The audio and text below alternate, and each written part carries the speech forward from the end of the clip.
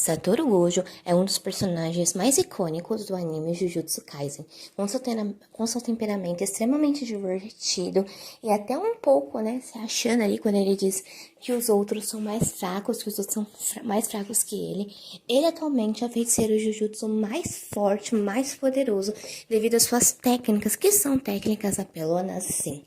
E no vídeo de hoje eu vou contar pra vocês e mostrar um pouquinho de todas as técnicas do Satoru Gojo e como ele se tornou o feiticeiro Jujutsu mais forte. E antes de iniciar o vídeo, não se esqueçam de curtir, comentar, compartilhar e roda a vinheta.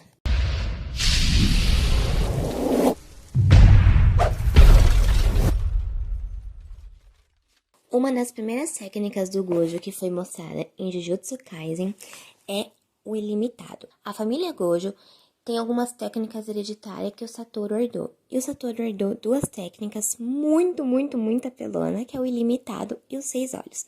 Mas vamos começar aqui a falar sobre o ilimitado. Primeiramente, o que vocês precisam saber é que nos últimos 100 anos, somente uma pessoa nasceu com essas duas técnicas hereditárias, que é o ilimitado e os 6 olhos. O ilimitado permite ao Gojo que ele manipule a sua energia amaldiçoada e ele consegue manipular o espaço ao seu redor.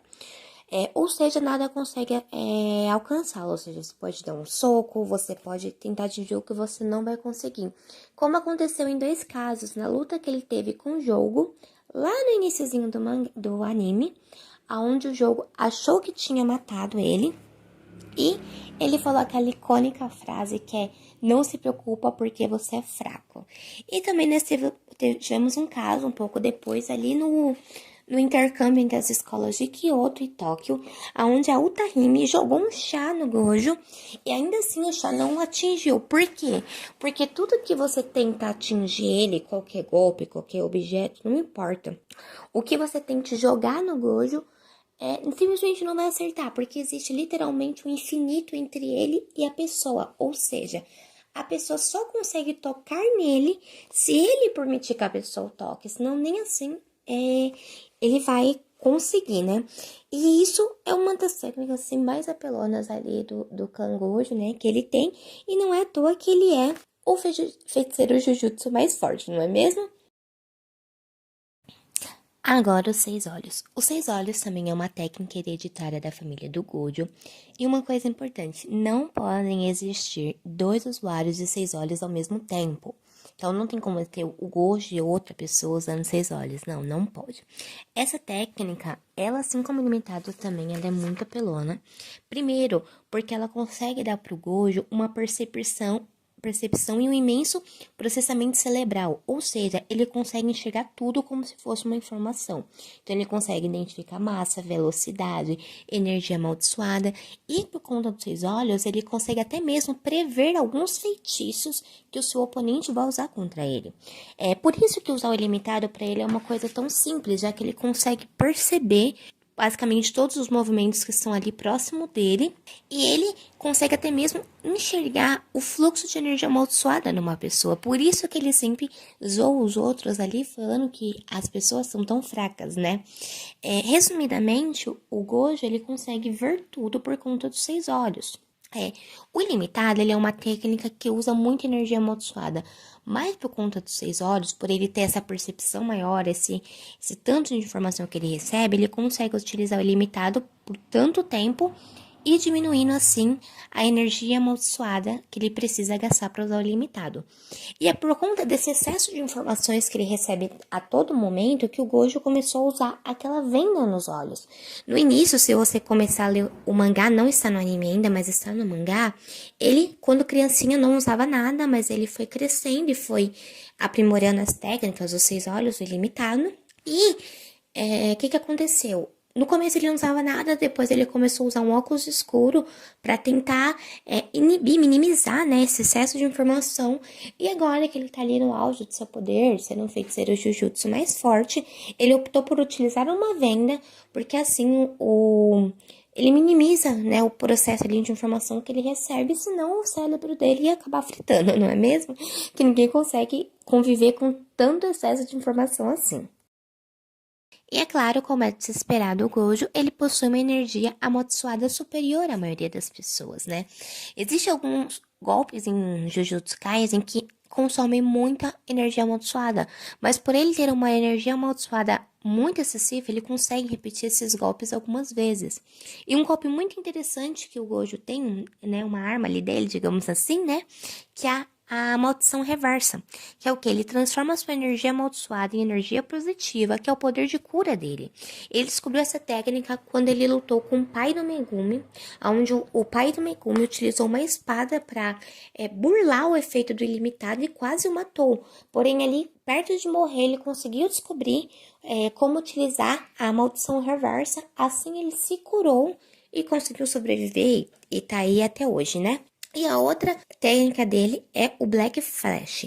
É uma energia amaldiçoada que em golpes físicos. Porém, essa energia amaldiçoada, ela precisa ser feita, né? Esses golpes com energia amaldiçoada precisam ser feitos em frações de segundos, porque elas são extremamente poderosas e destrutivas. Ou seja, aquele tipo de golpe que tem que ser muito rápido para realizar. E quando é realizado, quando ele consegue o seu objetivo, é algo extremamente poderoso e destrutivo. Agora vamos falar de 3 técnicas do Gojo, que é o azul, o vermelho e o roxo. Começando pelo azul. O azul é a técnica de atração. É onde ele cria um ponto onde ele remove toda a matéria, gerando um vácuo, simplesmente um vácuo, onde tudo se distorce para preencher o vazio, ou seja, tudo acaba se colapsando, tudo que é atingido pelo azul se colapsa. E ele também tem uma variação desse poder, que é onde ele cria um efeito de atração para um ponto onde ele cria ali um ponto e atrai tudo para aquele ponto. Esse ataque ele é muito mais potente e devastador, porque tudo ele traz para aquele vácuo e assim ele cria uma densidade gravitacional super alta, que é como se fosse um buraco negro e todo mundo sabe que um buraco negro não dá para vencer ele, né? O segundo é o vermelho. Enquanto o azul ele atrai as coisas, o vermelho ele repele, ele consegue repelir tudo que está ao seu alcance. Com apenas um dedo em volta da esfera vermelha, o Gojo consegue algo parecido com ondas de choque. Só para vocês entenderem quão devastador é esse poder, que é capaz simplesmente de destruir tudo o que está pela sua frente. Tudo o que passa na frente vai ser destruído. E eu sei que o azul e o vermelho, eles podem até ser parecidos, assim, você pode até pensar que o vermelho é só o inverso do azul. Mas, na verdade, o vermelho, ele chega a ser 2 vezes mais forte que o azul. Então, deu para entender, né? O azul, ele atrai as coisas para um ponto específico, enquanto o vermelho, ele repele. Então, vocês conseguiram entender isso, né? E ambos destroem tudo que está ao seu alcance. Agora, vamos à técnica do roxo, ou do púrpura, como alguns quiserem chamar, né? Essa técnica, ela é a combinação do azul e do vermelho. Essa técnica dentro do clã Gojo, ela tem uma técnica difícil de se conseguir, poucas pessoas conseguem. É uma técnica que demanda ali um treinamento muito excessivo para se chegar a ela. E como ela é a fusão do azul com o vermelho, ou seja, ela atrai e repele tudo ao mesmo tempo, ou seja, não tem como você escapar, tudo é devastado. Até mesmo lá no exame Kyoto, no exame do intercâmbio das escolas, onde estavam a escola de Kyoto, a escola de Tóquio, quando, né, o jogo, a Hanami, né, no caso, né, ela atacou a escola ali, ela invadiu o exame entre as escolas, né, o intercâmbio entre as escolas, o Gojo utilizou essa técnica. E quando ele utilizou essa técnica, ele simplesmente devastou tudo que vinha pela frente. Ele fez uma trilha de devastação. Até ele usou uma frase, que as frases do Gojo ficam super famosas, que é: o sensei vai pegar pesado agora, né? E realmente ele simplesmente devastou, mas por uma sorte lá, ela conseguiu escapar do roxo do Gojo, que foi algo surpreendente se ela não tivesse começado, né? Ela fez uma técnica ali para fugir. Se ela não tivesse utilizado essa técnica segundos antes do Gojo utilizar o seu roxo, ela não teria sobrevivido. E agora vamos falar sobre a expansão de domínio, Morioku-Shou. Dentro do ilimitado, ele cria um espaço fazendo com que todas as ações que o seu oponente teve em vida sejam forçadas a ele, ou seja, o oponente começa a viver tudo aquilo de novo. O oponente dele, né, quem ele aprisiona na expansão de domínio, pode ver e sentir tudo, porém todos os seus movimentos são limitados, movimentos e pensamentos, porque ele começa a receber informações de maneira intermináveis, então ele começa a receber várias e várias informações até chegar um momento que o cérebro da pessoa não aguenta e para, né? Porém, foi mostrado no mangá, antes do Gojo ser aprisionado, antes dele ser selado pelo Mahito, pelo Gojo, pelo Kenjaku, que eles fizeram? Para poder ganhar do Gojo, porque era impossível ganhar do Gojo, por isso que eles tiveram que selá-lo, eles resolveram lutar com o Gojo no meio da estação de Shibuya. Então, o que eles fizeram? Atraíram o Gojo para um lugar onde tinha muitas pessoas, colocaram uma barreira em volta e ele não poderia usar sua expansão de domínio ali dentro. Porque, como eu disse, na expansão de domínio dele, as pessoas começam a receber muitas informações e elas morrem. E aquelas pessoas, elas não aguentariam aquele tanto de informação. Se o Satoru tivesse usado a expansão de domínio ali, ele com certeza teria vencido as maldições e não teria sido aprisionado, porém ele mataria muita gente. Muita gente mesmo, isso aí não era viável para ele.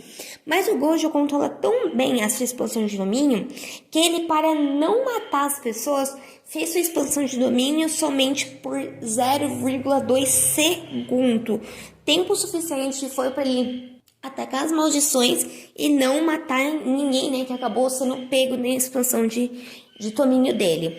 E tem uma coisa também sobre a expansão de domínio dele. Como eu disse, todo mundo que fica preso na expansão de domínio dele começa a receber informações intermináveis até que a pessoa morre, porque o cérebro dela frita, né? Só que quando ele usou a expansão de domínio a primeira vez, isso foi mostrado no anime já, ele levou o Yuji junto com ele. Porém, como o Yuji, ele estava segurando o Yuji, ele estava tendo contato físico com o Yuji ele não foi pego pela expansão de domínio do Gojo.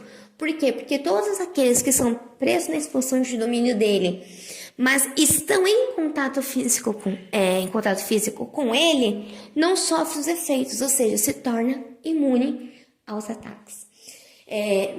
Meus amigos, esse foi o vídeo de hoje, eu espero que vocês gostem. Eu quero trazer mais vídeo de Jujutsu Kaisen, talvez sobre Sukuna, Kenjaku, não sei.